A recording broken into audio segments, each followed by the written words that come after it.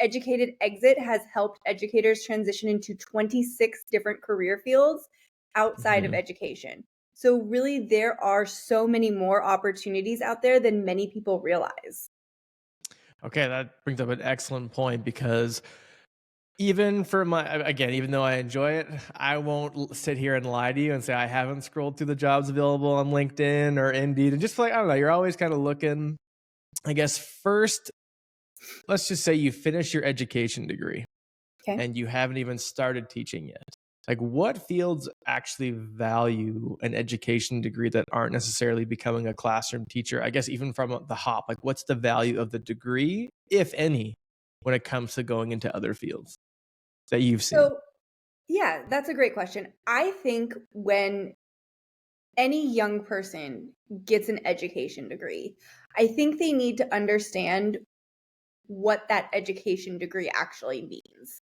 Because in that education degree, you're learning communication, you're learning conflict resolution, you're learning so much more than actually teaching. You're learning management, you're learning curriculum writing. Like, there is so much to being an educator that is not standing up in front of the class and actually teaching. Mhm. So if you are a younger teacher and you just got that degree and you're thinking, hey, maybe this isn't the right thing for me, maybe I kind of overestimated myself or whatever it may be, those feelings can come up. I would really start looking at your strongest transferable skills, and you want to think big picture. A lot of times when I say look at your strongest transferable skills, people think like classroom management, classroom decorating, organization. Yes, all of those things are great and they can contribute to your overall employability, but you want to think big picture. You want to think public speaking. You want to think project management. You want to think things along the lines of copywriting and editing. Big picture things that can fit into many different industries. And then it is going to be on you as the job seeker to do some really serious soul searching and understand what it is you want from your next position. Because what I see a lot of is people coming to me and saying, well, what can I do? And I say, well, what have you done? And where do you want to go? Because ultimately it comes down to you. I can only do so much. At the end of the day, you need to be able to sit down at your computer and apply for jobs. Mr. Clark After Dark is brought to you by Lexi. That's Luxy. Lexi is the standard for modern dating, as it gives you a greater understanding of a potential match's intentions and background before you make your move. Swiping endlessly on other dating apps can be exhausting and often leaves you with only the leftovers in your dating pool. Luxy is an exclusive platform with just a 10 to 15% acceptance rate, as well as a profile and income verification feature, so you can be confident you're only connecting with those who meet your high standards. Their community guidelines emphasize safety, trust, and quality by strictly prohibiting scams, explicit content, and harassment. 2025 is your year to stop settling. With Luxy, there is no luck involved, just real connections with people who truly match what it is you are looking for. Download the Luxy app today to see if you qualify for a better chance of finding the right person for you. And now, back to the show. So, some of the paths that I've seen. Let's just say you're the one who's 5 years or 10 years into your career. A few of the ones that jump out whenever I did some Google searching. I obviously I consulted. This is my own cheesy joke, Chad GPT, which is Chat GPT, about like what are some of the positions that could potentially be like kind of an automatic transition. Ones that come up are like corporate trainer or human resources. Obviously, you can. I would wholeheartedly say that like less than half of the people who used to want to be administrators in schools now do not want to be administrators. Like, for some reason, we'll get to that point a little bit later, but for the actual positions that are available, it's like usually corporate trainer, HR, and like that's kind of it that I've seen. So I guess of the 26 industries, it's a very specific number. Like, Yeah. what are some that have even surprised you, and maybe what are some of the most that are like unexpected that you've seen? Yeah, I think I want to let everyone listening know that no two people come to the job search or the career transition market with the exact same experience or worldview. And that Hmm. is why we've had so many people transition into different career fields. Hmm. I've had people transition into things like the genealogy field, doing genealogical research. I've had people transition into nonprofit management, museum curation, tech sales, pharmaceutical sales. I've had people transition into being like an office manager or an executive assistant. I've had people transition into working for like a hospital system, doing surrogacy and adoption work. Um, let's see, I'm trying to think what else. I've had people transition and do things like in corporate and commercial real estate. I've had people transition into more tech jobs like Hmm. computer science, data analyst. I've had people transition into banking. Really, no two people are the same, and you Hmm. have more options than you think. Yeah, I feel like the real estate and social worker one I often hear, like that's very much a way to like potentially help people or kind of use your people skills, I would say. As for, let's just say you're someone who's, and I guess, like you said, it is a bit more difficult to say because no one's actually coming to you with the same background. So if, let's just say, you've decided to um, leave education, you want something different. I kind of wrote down as I was thinking about this, like the 6 month, the 1 year, and the 2 year transition, but it almost seems like that's not really relevant because there are so many different backgrounds. But Yeah. first off, how would you recommend someone invest in themselves while still teaching to, like, I guess, make them more generally like accredited, if that makes sense, like for just a Yeah. more general workforce? And one that I've seen most common is like a master's of business administration. That's kind of like I have a lot of friends who are teachers that have said, "Oh, if you do your master's, do something to keep your options open." So I know I Yeah. threw a lot at you there, but I Yeah. guess what are the parts where you start to think of like, okay, you're on the fixed income, maybe you're 5 years in, maybe you have a kid or two, maybe you're married. Like in what ways is like the best like bang for your buck in self investment? So, I want to warn anyone against getting another degree or more certifications. Hmm. Those things are great, don't get me wrong, but they are not overnight improvements. They are Hmm. not going to rock your world tomorrow. You're going to have to put in a lot of effort into that. And if you're someone who desperately wants out of education, that's more playing the long game than the short game, if that makes sense. Hmm. You're taking out a driver when you should be taking out a putter in a Hmm. sports Yeah. term. Yeah. And if you're at that pivotal place where you know you can't do this, you're on that fixed income, you have a couple kids, whatever it may be, you have expenses, the best thing that I can tell people is to invest in career coaching sooner rather than later and Mhm. to work with that career coach and follow their protocol exactly. Mhm. Because oftentimes, what I will see is people will come to me and say, well, I signed up for X person's course, I signed up for X person's email template, and I signed up for Y person's cover letter template, and I'm not seeing results. Well, you've just named three different people who have three different philosophies on leaving education. So Mhm. I'm not sure what philosophy you're following, but that's probably why you're not seeing results. And Mhm. so I think there's also a lot of self trust that needs to happen to say, Lucas, I'm trusting you. Kelsie, I'm trusting you. Please help me navigate this. Because ultimately, at the end of the day, that's what we are doing. We are helping you navigate to that next phase. Mhm.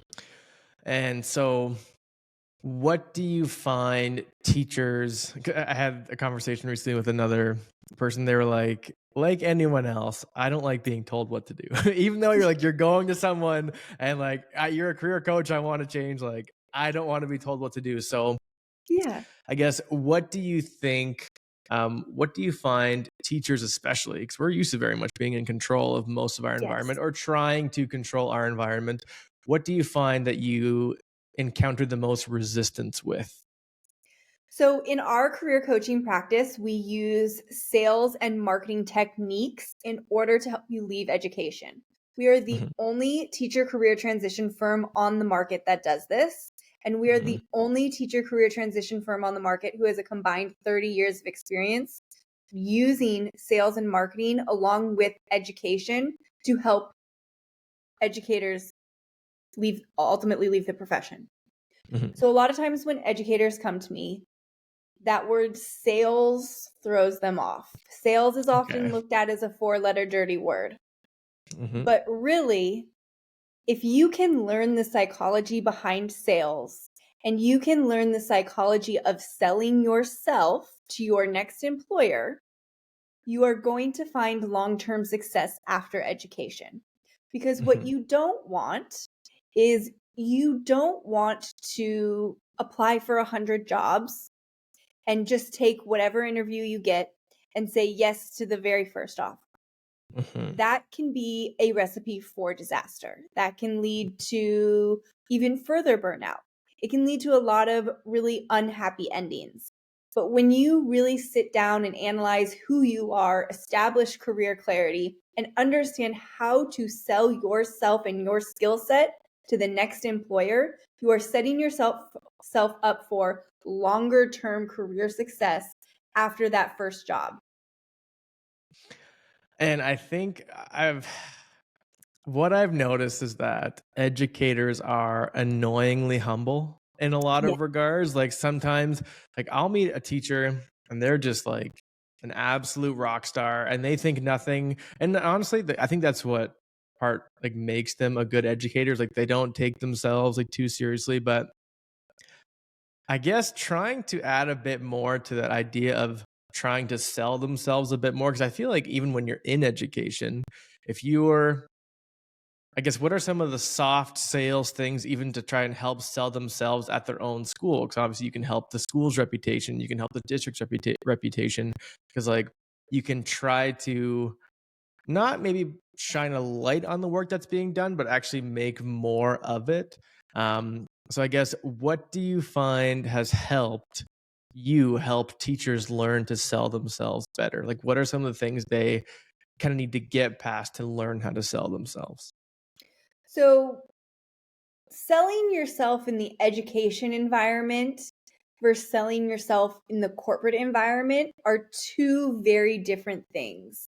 And Mhm. most people don't realize how different they are until they step into the corporate job search space.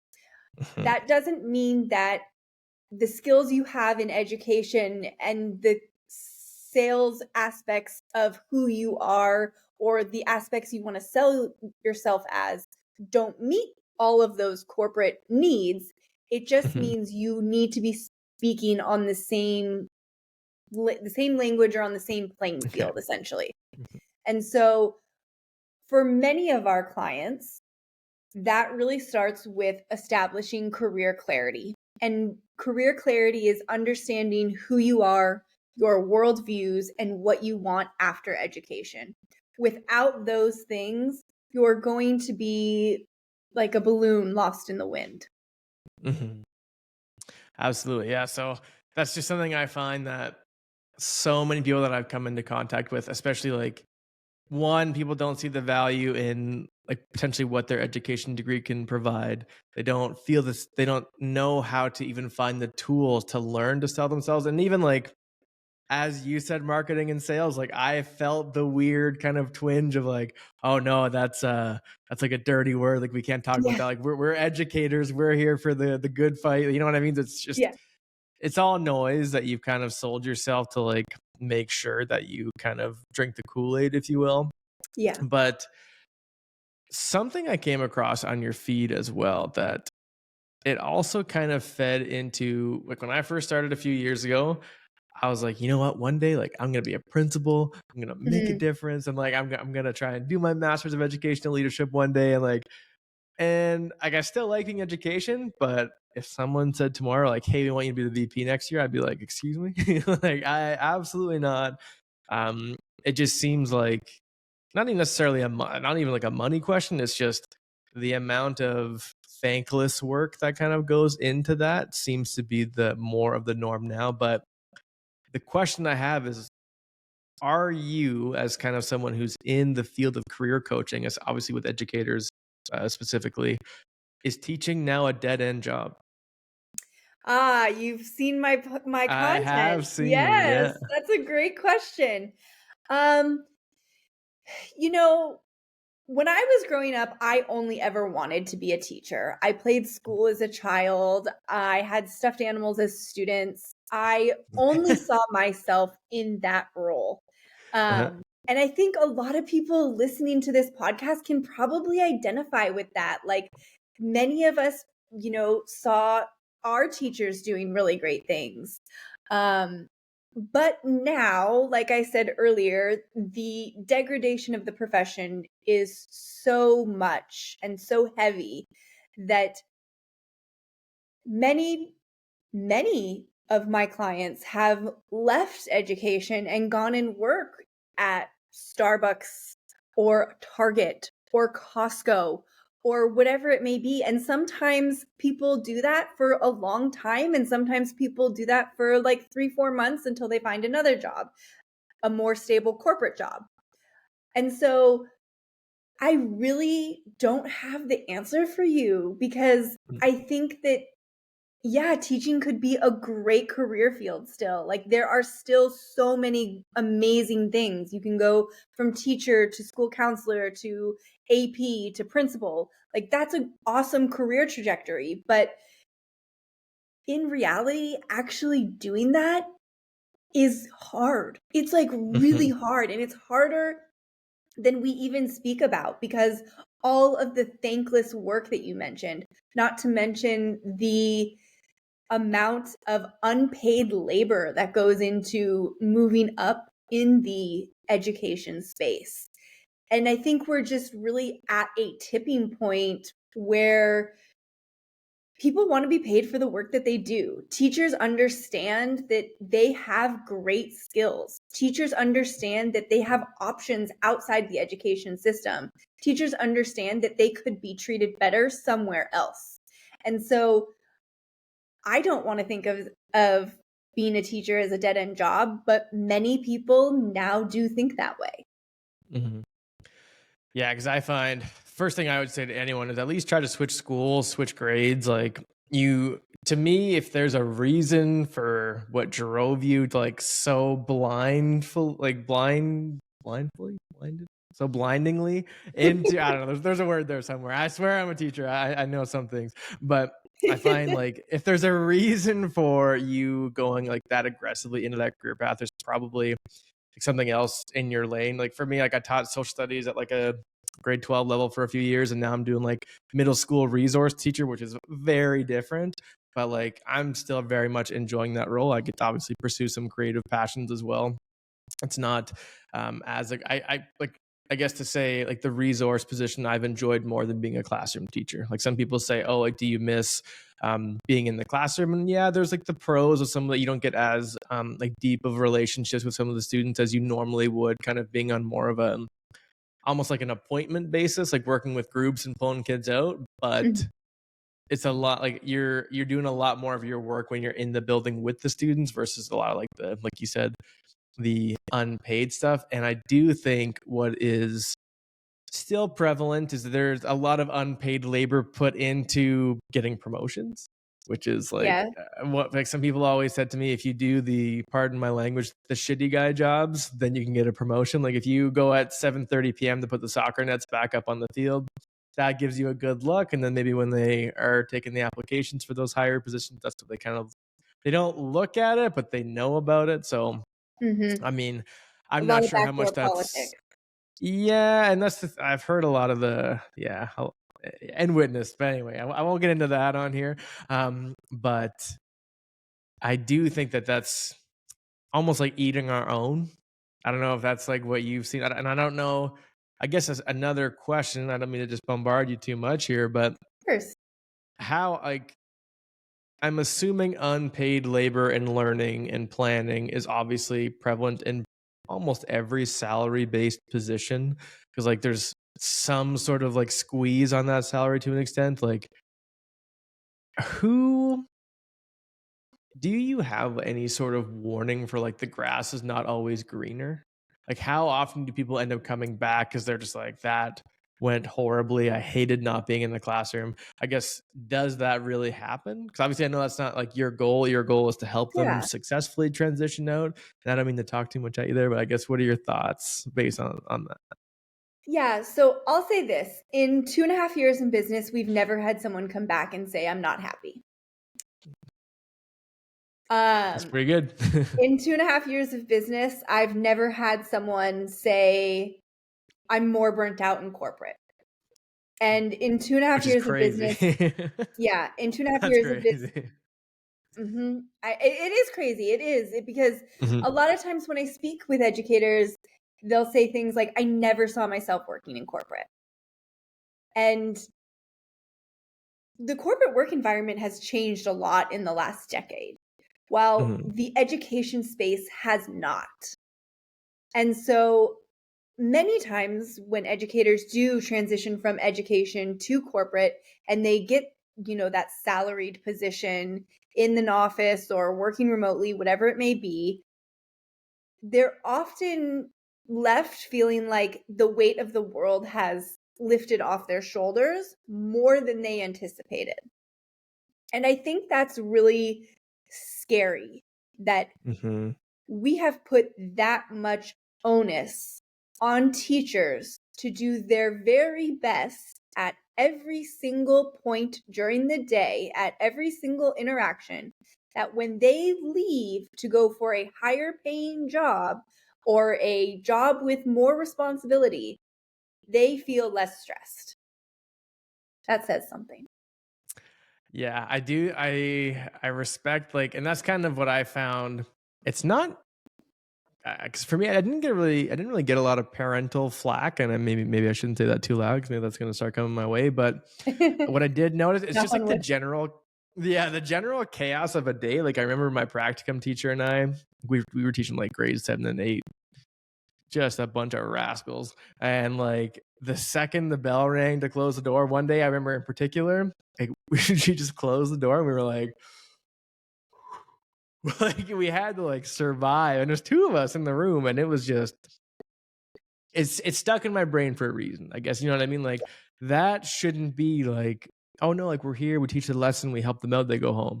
Like, why is it just so rambunctious all the time? And like it literally like shakes your brain. So I don't know how much that, I guess, like contributes to the chaos of that. But um yeah, I feel like I know so many people who are working in kind of corporate environments. And they're like, oh yeah, like going for lunch here, and like we're doing a trip here, and like for work. And I'm like, whoa, like this is kind of crazy. But um anyway, that's my own little tangent there.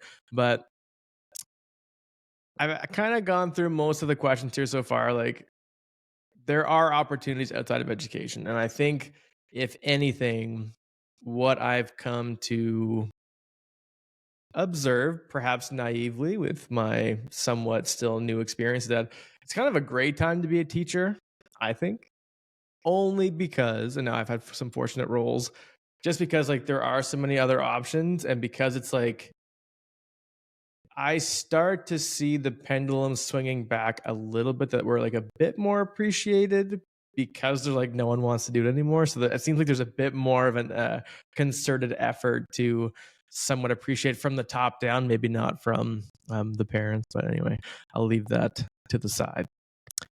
To finish off here, I have a few quotes that I go through, if you'll indulge me, Of course. that I find, like, you're someone who successfully left teaching, like you've built your own business. The quote I kind of talk about is, don't let school get in the way of your education. So I guess what are some of the things that you have found have helped you become like a successful businesswoman and be able to take charge and lead that you wouldn't have necessarily learned in a classroom? Oh gosh, I talk about this on LinkedIn a lot. And this is a loaded question. Yeah. We started Educated Exit literally at my kitchen table, me and our CEO, Chris. And really it started as, me writing resumes and him doing the coaching, and it just really grew. And you can look at any social media platform and people are going to talk to you about entrepreneurship and Mhm. how hard it is to be an entrepreneur and how much you learn your first year, how much you cry your first year, how many times you want to give up. And I can tell you, as somebody who's been doing this now for about 2.5 years, all of that is true. All of that is true and 10 times more. I lived and breathed and slept with my laptop for a year. I read tons of business books. I went to forums. I networked. I did so much outside of the role of being an educator that Mhm. I never thought I would ever do. And yeah, it was really hard. And yeah, Mhm. it was scary at times. And yeah, I'll be honest, I cried because it was that hard. But you learn and you grow so much from entrepreneurship. And you really have to believe at the end of the day, you are making an impact and you are impacting others, because there will always be a naysayer who says, oh, you're not good enough. Oh, so and so is doing this. Oh, so and so is Mhm. doing that. And you really have to put the blinders on and be like, I know what I'm good at. I'm going to double down on this, and I know I can help people. So, to answer your Yeah. question, I learned a lot. Um, I don't think I can even put into a few sentences everything that I've learned. I mean, No, just and I was gonna say one thing, yeah, it's like don't tell people your plans. I feel like that's something that's always been comforting to me is like if you have an idea, kind of just go for it. Let it manifest in your own brain before you talk to anyone about it because they can kind of taint that vision. But one of the things I wanted to bring up was networking. yes. So it seems like if I were to tell you like this is how to network, I wouldn't really have much to tell you other than like build the relationships you have in front of you and go on social media and have contact with people. But I guess that's not very much. So what did you do to network kind of in your initial process and like what have you learned about effective networking? So, when I initially left education, I was doing a lot of in person networking, going to a lot of corporate events, a lot of community based events in my area. Um, and that's great. But our world has changed drastically since 2018. Mhm. And there's so many more opportunities for networking virtually now. And so I want to tell everybody that networking is not just adding every single person from your church on LinkedIn. Networking is not adding every single person from your kids' hockey team, their parents, Mhm. um, on LinkedIn. There is strategic networking, and the more strategic you are about networking, the more you can see yourself grow and the more opportunities that open. So, if you're a teacher looking to leave education and you want to use that networking piece, I would say that you need to network with people who can, number one, help you get to the position you want to go to. So that's people like myself and our CEO, Chris McLean. We're on LinkedIn. We post regularly on LinkedIn, as well as Instagram and TikTok. I post tons of content there. It's always a great place to start networking. Now, the next piece I would say is network with people in the positions in which you want to hold. Those are people who are already in those customer success manager positions, people who are already in those project management positions. Whatever type of position in which you are going for, you want to network with people who are already in those positions. Interesting. Yeah, because I guess social media is it's almost made networking feel like implicit in a sense because you're kind of always doing it without realizing it. You're always like reaching out and talking to people again, like you and I connected on social media, and that's how this came to fruition. So, like, is that networking or is that just like shooting someone a message? I guess that's kind of the norm of networking now in a sense, but I Yeah, guess that's I think that there's a fine line between a cold sales pitch and hey, buy this. networking Like what? networking with intention. Those are two Mhm, very different things, and I think that you really need to be intentional as an educator because many times what I hear from people outside our sphere of or my scope of practice is that many times when they get a message from a teacher, it's them wanting something or asking for a favor. And mhm, so you want to build those quality relationships instead of just constantly asking for something or wanting mhm, favors, because that's not true networking. mhm. Absolutely.